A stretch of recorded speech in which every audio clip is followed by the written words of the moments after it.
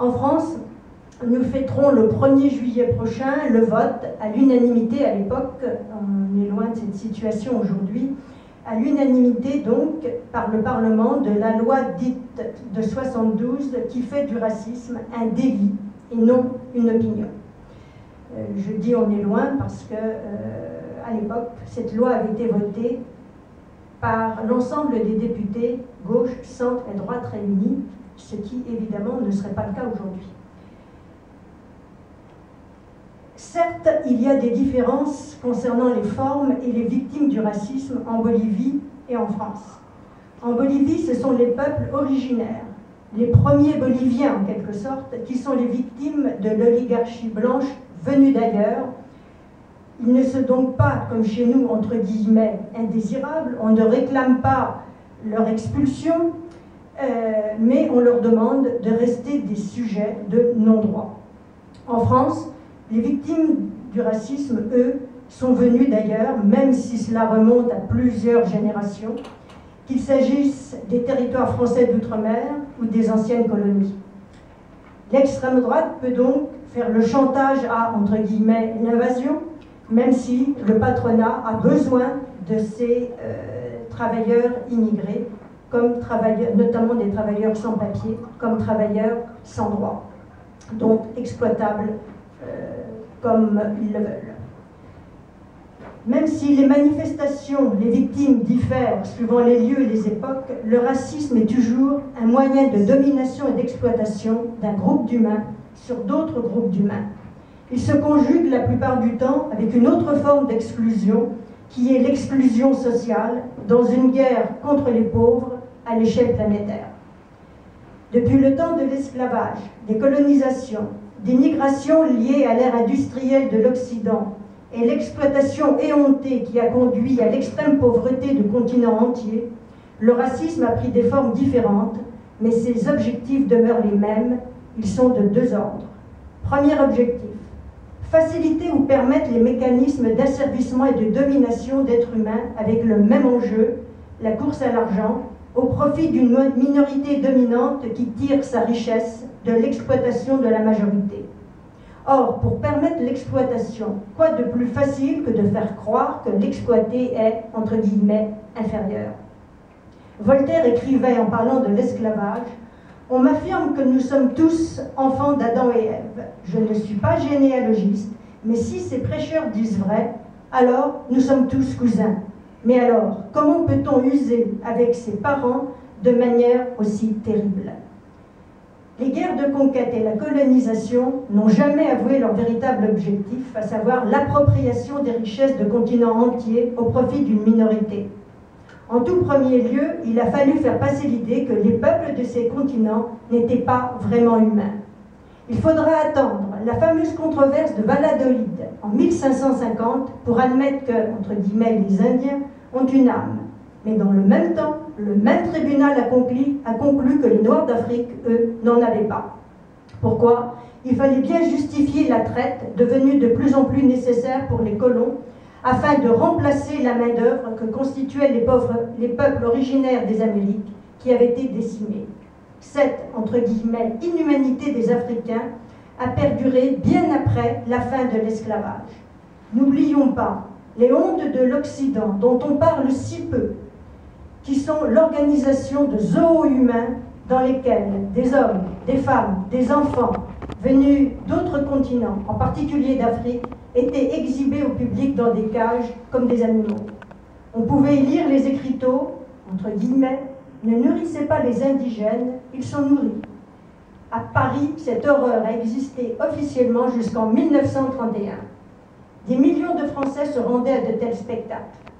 Les membres de la Société d'anthropologie, créée en 1859, se sont rendus plusieurs fois à ces exhibitions grand public pour effectuer leurs recherches orientées vers l'anthropologie physique.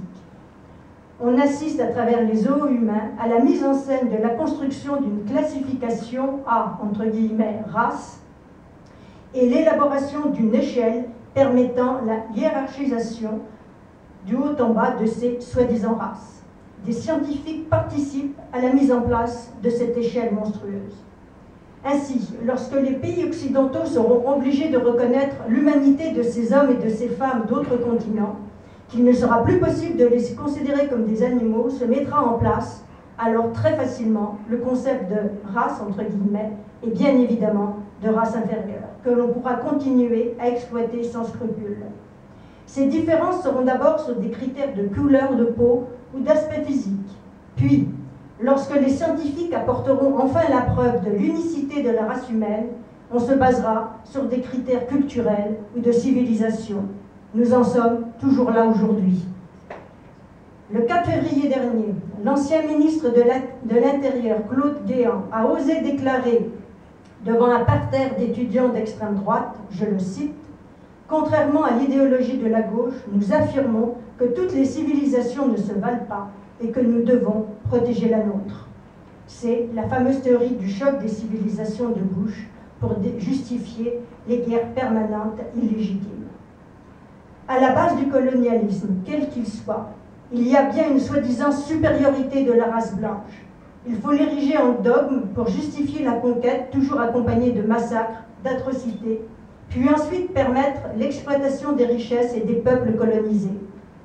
On aboutit alors à cette manipulation épouvantable, faire passer les guerres de conquête coloniale, avec leur cortège de millions de morts, d'extermination de peuples originaires, d'atrocités, pour des objectifs humanitaires, entre guillemets.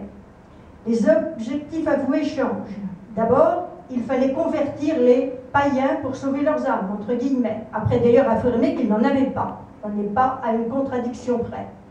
Puis, ensuite, l'argument était, entre guillemets, d'apporter la civilisation à ces sauvages, oubliant que les civilisations précolombiennes avaient par exemple dans le domaine de la connaissance de l'univers des notions plus avancées que les nôtres, ou que les Arabes avaient les plus grands mathématiciens.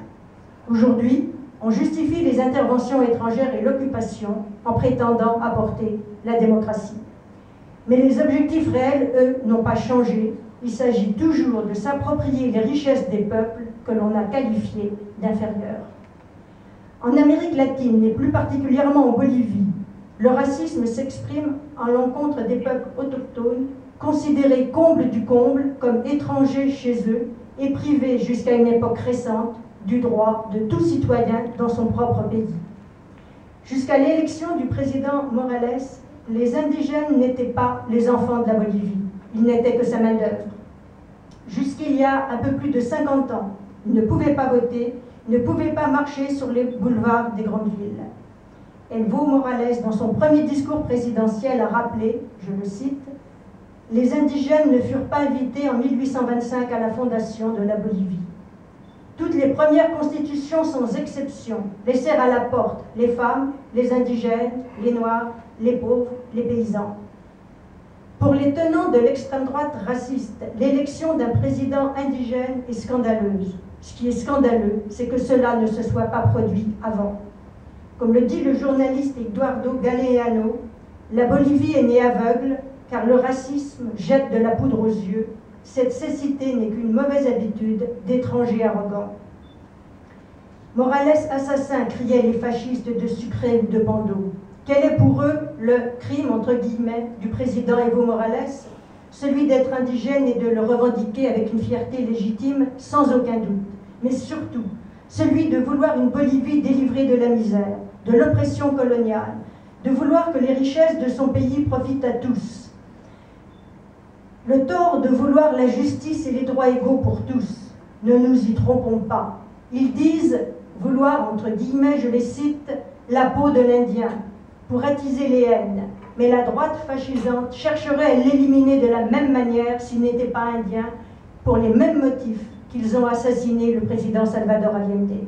C'est la haine des nantis refusant de perdre leurs privilèges, téléguidés de Washington, pour qui l'Amérique latine doit rester son arrière-cour, à laquelle s'ajoute, dans le cas de la Bolivie, la haine raciale.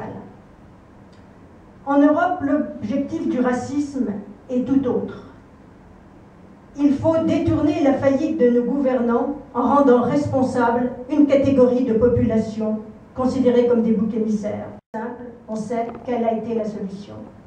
Aujourd'hui, ce sont les immigrés, les étrangers, qui sont rendus responsables de tous les maux de notre société. Chômage, délinquance, échec scolaire.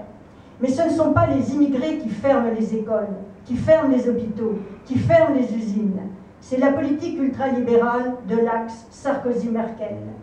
L'exploitation qui rend les riches de plus en plus riches et les pauvres de plus en plus pauvres. Il faut cacher cette réalité derrière de soi-disant problèmes ethniques.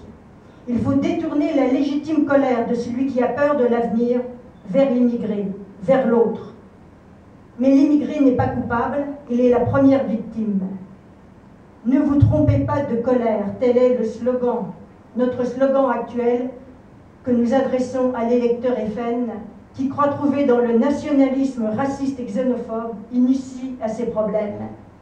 L'extrême droite n'a jamais été porteuse de progrès social dans aucun pays. Le racisme est une réalité quotidienne, planétaire, qui se conjugue avec la guerre contre les pauvres. Les inégalités qui frappent les peuples d'Afrique, d'Asie ou d'Amérique latine ne sont que les conséquences d'un Occident oppresseur, profiteur et méprisant des droits de l'homme quand il ne s'agit pas de l'homme blanc. Un exemple. Septembre 2005, en Méditerranée, à 150 km de Malte, un avion de la Frontex, l'organisation militaire qui gère les frontières extérieures de l'Europe, repère une barque avec 53 passagers, dont des enfants en bas âge à la dérive. Le pilote informe les autorités maltaises. Elles refusent d'intervenir. Le délégué du Haut Commissariat pour les réfugiés des Nations Unies demande une intervention rapide de l'Europe. L'Europe ne bougera pas. On perdit toute trace des naufragés. Il s'agissait d'Africains exilés de la faim. Que vaut la vie d'un enfant pauvre d'Afrique? Depuis le début de l'année 2012, 1000 milliards d'euros ont été injectés pour sauver les banques et le système monétaire mondial. Pour sauver l'Afrique du gouffre où elle s'enfonce, il faudrait seulement 70 milliards de dollars. Pour éliminer la dette, 30 milliards.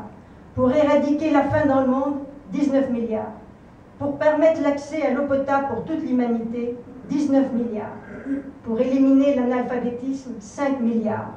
Ces chiffres sont donnés par Jean Ziegler, rapporteur spécial pour le droit à l'alimentation aux Nations Unies. 180 millions d'enfants souffrent actuellement de dénutrition dans le monde. Parmi eux, 1 sur 4 va mourir avant 5 ans. Pour les sauver, il faudrait 3,5 milliards de dollars, 500 fois moins que ce qui a été injecté dans les banques. Cet argent est introuvable. Pourquoi? Parce que ces enfants ne sont pas blancs ou parce qu'ils sont parmi les plus pauvres de la planète, ou les deux à la fois. Le président coréen parle de terrorisme pour dénoncer ce crime contre l'humanité. Face à l'ampleur du mal, comment lutter contre le racisme? Pour éradiquer le racisme, il faut s'attaquer aux inégalités. C'est ce à quoi s'emploie le gouvernement d'Evo Morales. Si le racisme a pratiquement disparu de Cuba, c'est que tout le monde peut vivre bien, selon l'expression du président Morales. L'établissement de sociétés égalitaires est une condition indispensable.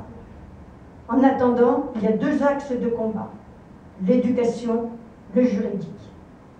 Et donc, nous en arrivons aux lois.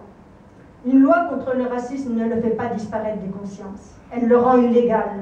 Elle en fait un délit et non une opinion. Elle protège les victimes, voire leur assure éventuellement réparation des préjudices subis. En France, il aura fallu 15 ans de combat d'Umra pour que soit adoptée le 1er juillet 1972 la loi française contre le racisme. Elle commence par ceux qui, soit par des discours proférés dans les lieux publics, soit par des écrits, soit par des affiches, auront provoqué à la discrimination, à la haine ou à la violence à l'égard d'une personne ou d'un groupe de personnes à raison de leur origine, de leur appartenance ou non à une ethnie, à une nation, à une, entre guillemets, race, ou à une religion, seront passibles d'un emprisonnement d'1 an et ou d'une amende de 45 000 euros. Elle sanctionne le refus de service, le refus d'accorder un emploi, un stage, un logement, en raison de l'origine, du sexe, de l'état de santé, de l'âge, de l'appartenance ou non-appartenance à une ethnie. Peut agir en justice les victimes ou les associations déclarées depuis au moins 5 ans qui ont dans leur statut la lutte contre le racisme et les discriminations. Mais les organisations comme les victimes se heurtent à de nombreux obstacles. D'abord la preuve.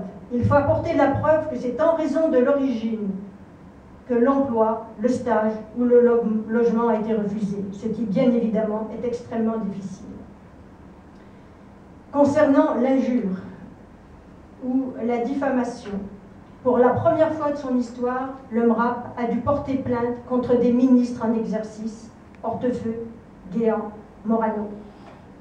La loi de 72 a été complétée à plusieurs reprises pour inclure d'autres formes de discrimination, par exemple celles liées à l'orientation sexuelle, et en 1990 pour inclure le délit de contestation de crimes contre l'humanité ou de génocide.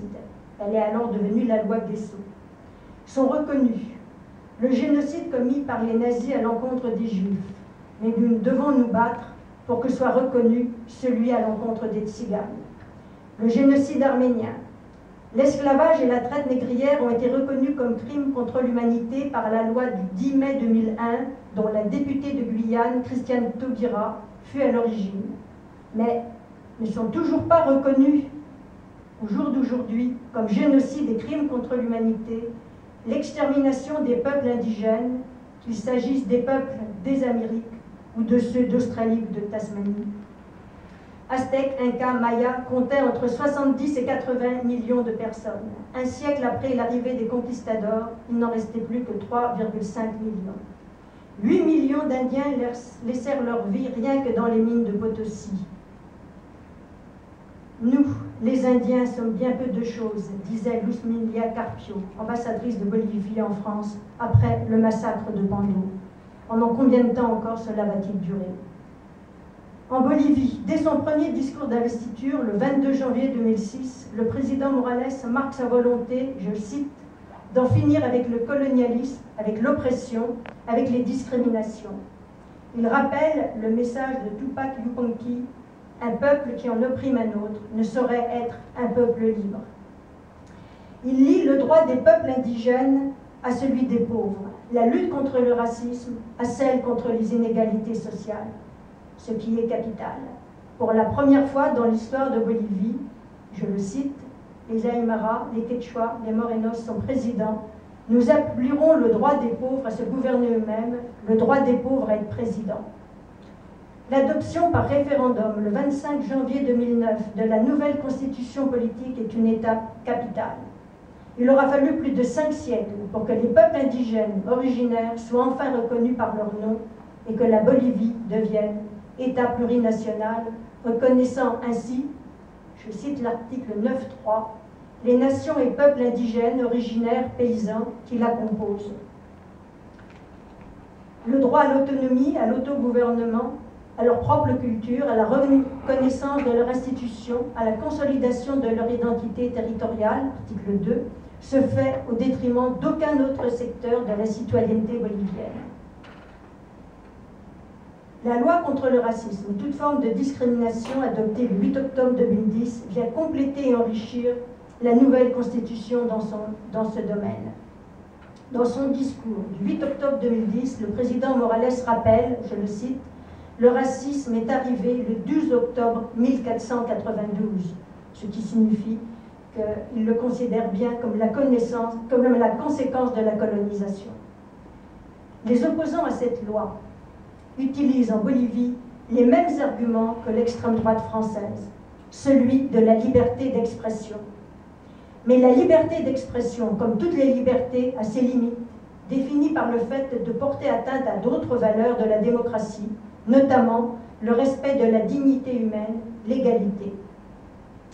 Je cite Evo Morales, « Quand ils disent que sans la liberté d'expression il n'y a pas de démocratie, je leur dis que le racisme est ce qu'il y a de plus antidémocratique. » Nous, quand Nicolas Sarkozy ose déclarer que, je cite Nicolas Sarkozy, « Marine Le Pen est compatible avec la République », nous disons que le racisme, quelle qu'en soit sa forme, défigure la République, défigure la France.